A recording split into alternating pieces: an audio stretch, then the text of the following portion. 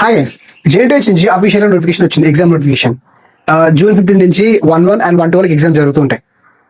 కాబట్టి చాలా మందికి వచ్చే డౌట్స్ ఏంటంటే ఎగ్జామ్ ప్రిపరేషన్ ఎప్పటి నుంచి స్టార్ట్ చేయాలి అండ్ ఎన్ని యూనిట్స్ అవుతే పాస్ అవుతాం అండ్ స్కోర్ బిల్డ్ చేయగలుగుతాం అని డౌట్స్ వస్తుంటాయి. అండ్ ఎగ్జామ్ హాల్కి వెళ్ళాక ఎగ్జామ్ ఎలా స్టార్ట్ చేయాలి అండ్ ఫస్ట్ 10 మార్క్స్ రాయాలా ఆర్ 2-3 మార్క్స్ రాయాలా అండ్ ఎన్ని పేపర్స్ రాయాలి ఏంటి అని చాలా డౌట్స్ వస్తుంటాయి ఈ ఫస్ట్ ఇయర్ వాళ్ళకి. కాబట్టి ఈ వీడియోలో మనము మీ డౌట్స్ అని క్లారిఫై చేస్తాం. అండ్ ఎవరైతే మన ఛానల్ కొత్తగా వస్తున్నారో, నా పేరు అరవింద్. మన ఛానల్లో BTech, degree and MTech related important topics వస్తుంటాయి. అండ్ ఇంకోటి ఏంటంటే మన ఛానల్లోనే ప్రీవియస్ క్వశ్చన్ పేపర్స్ రీసెర్చ్ చేసి ఇంపార్టెంట్ క్వశ్చన్స్ అప్లోడ్ చేస్తుంటాం. అండ్ వీడియోకి వెళ్తే అఫీషియల్ గా జేఎన్టీయూ నుంచి ఒక అప్డేట్ వచ్చింది. ఏంటంటే 1-1 అండ్ 1-2 వాళ్ళకు ఎగ్జామ్ జరుగుతున్నాయి జూన్ 15 నుంచి. కాబట్టి ఫస్ట్ థింగ్ వాళ్ళకు స్టూడెంట్స్ వచ్చే డౌట్ ఏంటంటే ఎగ్జామ్ ప్రిపరేషన్ ఎన్ని డేస్ నుంచి స్టార్ట్ చేయాలి. ఇప్పుడు వచ్చేసి ఈరోజు మే వచ్చేసి 9 ఆర్ 8 మే 8 అండ్ మనకి ఎగ్జామ్ వచ్చేసి జూన్ 15 అనమాట. హార్డ్లీ మనకు 15 డేస్ ఉండొచ్చు. హార్డ్లీ 15 డేస్ మనం, ఎందుకంటే మనకు చాలా తక్కువ డేస్ ఉంది. కాబట్టి ఇప్పటి నుంచే మన ఒక ప్రిపరేషన్ స్టార్ట్ చేయాలి. ఇప్పటి నుంచి మనం ప్రిపరేషన్ స్టార్ట్ చేస్తే మన ఎగ్జామ్ లో ఒక మంచిగా పాస్ అవ్వచ్చు అండ్ ఆల్సో మంచి స్కోర్ కూడా బిల్డ్ చేసుకోవచ్చు అనమాట. ఓకేనా? అండ్ ఇంకోటి ఏంటంటే చాలా మంది ఎన్ని యూనిట్స్ వస్తే పాస్ అవుతాం అండ్ ఎలా స్కోర్ బిల్డ్ చేసుకోవాలి బ్రో అని చాలా మంది డౌట్స్ అడుగుతున్నారు. అండ్ చాలా మంది 3 యూనిట్స్ రాస్తే సరిపోతుంది కదా అండ్ జస్ట్ పాస్ అవుతాం బ్రో, మాకు స్కోర్ అవసరం లేదు, పాస్ అవుతాం, ఒక 3 యూనిట్స్ చదివితే అయిపోతుంది కదా అని చాలా మంది అనుకుంటుంటారు. అండ్ మీరు చేసిన మిస్టేక్ అదనమాట. బీటెక్ లో 100% మనము 5 యూనిట్స్ చదవాల్సిందే. అండ్ చాలా మంది మీకు చెప్తూ ఉంటారు 3 యూనిట్స్ చదవండి, 4 యూనిట్స్ చదవండి, పాస్ అయిపోతారు, ఈ 5 యూనిట్స్ వద్దు అని చాలా మంది సజెస్ట్ చేస్తుంటారు. కానీ అది వేస్ట్ అనమాట. 100% మీరు జేఎన్టీయూ నుంచి అయితే 100% మీరు 5 యూనిట్స్ చదవాల్సిందే. 5 యూనిట్స్ చదివితేనే మీరు పాస్ అవుతారు. అండ్ 5 యూనిట్స్ అంటే చాలా ఎక్కువ అయిపోతుంది బ్రో, చదవలేము అనుకుంటే 100% 4 అలా పక్కా చదవాలి. 4 పక్కా చదవాలి. అండ్ ఆల్సో 5th యూనిట్ అలా చూసుకోండి. అలా మీరు ఎన్నైతే టాపిక్స్ ఉన్నాయో అలా టాపిక్స్ చూసుకోండి. 100% 4 యూనిట్స్ అయితే పక్కా చదవాలి. అండ్ 5th యూనిట్ జస్ట్ అలా చూసుకోవడం వల్ల ఇవి అటెండ్ చేయడానికి కొంచెం ఈజీగా ఉంటుంది. ఓకేనా? అండ్ ఇలా మీరు మినిమం 4 to 5 యూనిట్స్ పక్కా చదవాలన్నమాట ఎగ్జామ్కి. అండ్ చదివిన తర్వాత నెక్స్ట్ ఇంకోటి ఏంటంటే మీకు ఏమేమి చదవాలి ఏంటి అనేది నా ఛానల్ నేను day by day important questions post చేస్తుంటాను. ఆ ఇంపార్టెంట్ క్వశ్చన్స్ మీరు ఈజీగా చూసి చదువుకోవచ్చు అనమాట. ఎందుకంటే నేను చెప్పిన 100% వచ్చే ఛాన్స్ ఉంటుంది. ఎందుకంటే నేను ప్రీవియస్ క్వశ్చన్ పేపర్స్ రీసెర్చ్ చేసి ఇంపార్టెంట్ క్వశ్చన్స్ నేను డైలీ పెడుతూ ఉంటాను. అండ్ ఒకసారి నా ఛానల్కి వెళ్ళి చెక్ చేయండి అండ్ మీకు ఒక ఐడియా వస్తుంది అనమాట. ఓకేనా? అండ్ ఇంకోటి ఏంటంటే 15 డేస్ ప్రిపరేషన్ అయిపోతుంది అండ్ 4 to 5 యూనిట్స్ చదువుతారు. అండ్ చదివిన తర్వాత నెక్స్ట్ మనం ఎగ్జామ్ హాల్కి వెళ్తాం. ఎగ్జామ్ హాల్కి వెళ్ళిన తర్వాత ముందుగా ప్రొఫెసర్ క్వశ్చన్ పేపర్ ఇచ్చిన తర్వాత మినిమం హార్డ్లీ ఒక 10 మినిట్స్ చూడాలి అంత పేపర్ని. 20-30 మినిట్స్ చూడొద్దు. Just only 5 to 10 minutes. 10 minutes enough. 10 minutes question paper చూసిన తర్వాత నెక్స్ట్ మనము అందరూ ఏమనుకుంటారు, 2 మార్క్స్ నుంచి స్టార్ట్ చేస్తే అయిపోతుంది కదా, 10 మార్క్స్ లాస్ట్ కదా అని అనుకుంటూ ఉంటారు. అదే మిస్టేక్ చేసినట్టు. ముందుగా మనం 10 మార్క్స్ రాయాలి. మన 10 మార్క్స్ 5 ఉండొచ్చు అలా, లేదా డైరెక్ట్ మన 10 మార్క్స్ ఇవ్వచ్చు. 100% మనం 10 మార్క్స్ ని స్టార్ట్ చేయాలి. ఓకేనా? మీరు 100% 10 మార్క్స్ ని స్టార్ట్ చేయాలి. 10 మార్క్స్ అయిపోయిన తర్వాత మీరు 2 మార్క్స్ అనేది రాయాలన్నమాట.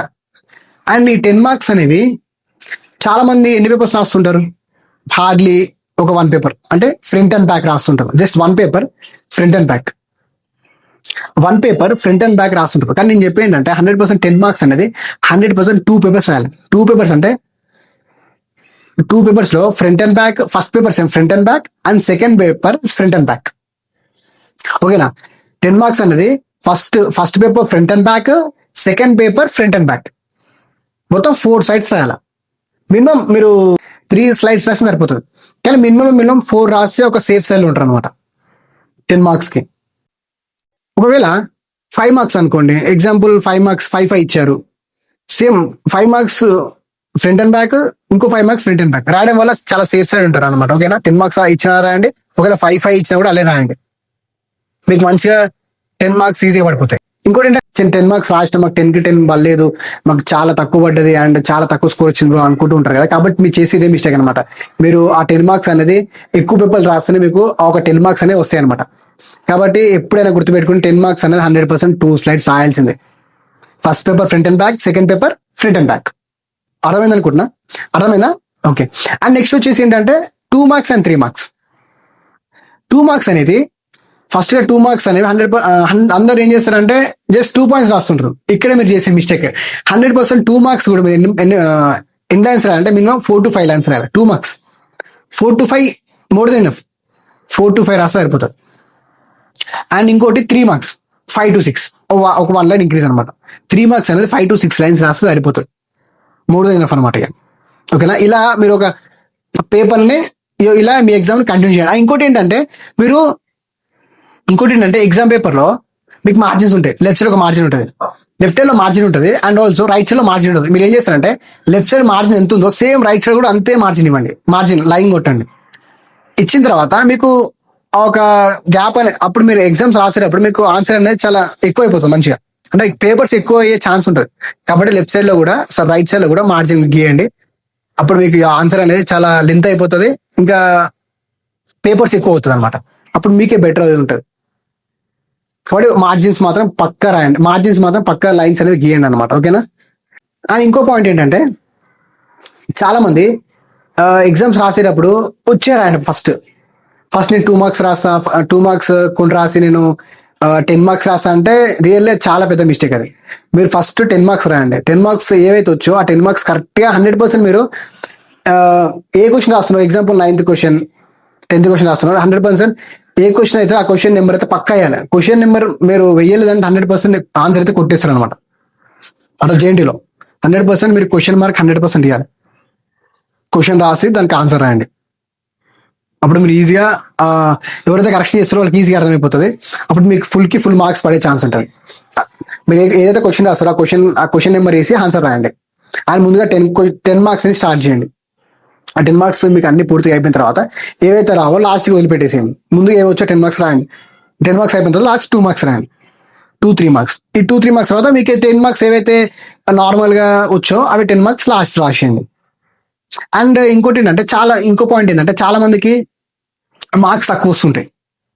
ఎందుకు వస్తాయంటే అండ్ చాలా మంది ఫెయిల్ అవుతూ ఉంటారు కూడా. చాలా మంది JNTH నుంచి కరెక్షన్ చాలా హార్డ్ ఉంటుంది.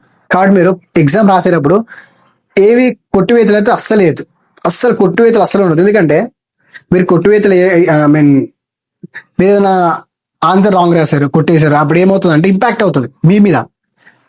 ఆ ఇంపాక్ట్ ఏమవుతుంది అంటే మీ నెక్స్ట్ ఆన్సర్ కూడా కొట్టేసే ఛాన్స్ ఉంటుంది, కరెక్షన్ ఎవరైతే చేస్తున్నారో. కాబట్టి ఈ కొట్టడం చాలా తగ్గండి. మీకు ఏదైతే ఆన్సర్ వచ్చో ఫస్ట్ అవి రాయండి. లాస్ట్ లో 1 or 2 ఇట్లా కొట్టేసిన పర్లేదు, కానీ ముందే మీరు కొట్టేశారు అనుకో ఇంప్రెషన్ పోతుంది. ఎందుకంటే ఇంప్రెషన్ ఏంటంటే ఫెయిల్ అయ్యే ఎంత మంచిగా రాసినా ఫెయిల్ అయ్యే ఛాన్స్ ఉంటుంది. అప్పుడు తర్వాత మీరు రీకౌంటింగ్ పెట్టాలంటే 1000s 2000s పెట్టి మరి రీకరెక్షన్ పెట్టాలి, మనీ వేస్ట్ అయిపోతాయి అనమాట. అర్థమైందా? కాబట్టి పేపర్ చాలా నీట్గా రాయండి, ఏవైతే వచ్చో అవి నీట్గా రాయండి. ఓకేనా. ఇప్పుడు ఏవైతే నేను పాయింట్స్ చెప్పానో పాయింట్స్ అన్ని గుర్తుపెట్టుకొని పాయింట్స్ అన్ని ఎగ్జామ్స్ రాసేటప్పుడు వర్కౌట్ చేయండి. ఇవన్నీ స్ట్రాటజీస్ ఫాలో అవ్వండి. ఏవైతే నేను చెప్పానో అవన్నీ ఫాలో అవ్వండి. అక్కడ వర్కౌట్ చేయండి. ఎగ్జామ్స్ లో మీరు ఈజీగా పాస్ అవుతారు. కాకపోతే మీరు మంచిగా ఈజీ కూడా మీ యొక్క స్కోర్ అనేది బిల్డ్ చేసుకుంటారు అనమాట. ఓకేనా. కాబట్టి అన్ని ఫాలో అవ్వండి, మిస్ అవ్వకండి. అండ్ ఇవి ఏవైతే చెప్పానో ఇంపార్టెంట్ కీస్ మీ ఫ్రెండ్స్ ఆర్ ఫ్యామిలీస్ కి షేర్ చేయండి. వాళ్ళు చాలా యూస్ఫుల్ అవుతాయి ఎవరైతే ఎగ్జామ్స్ రాస్తున్నారో. అండ్ ఇలాంటి యూస్ఫుల్ ఇన్ఫర్మేషన్ కావాలంటే ఇప్పుడే మన అరవింద్ తెలుగు టాక్స్ సబ్స్క్రైబ్ చేయండి. అండ్ మీ ఫ్రెండ్స్ ఆర్ ఫ్యామిలీస్ కి వీడియో షేర్ చేయండి. Thank you guys.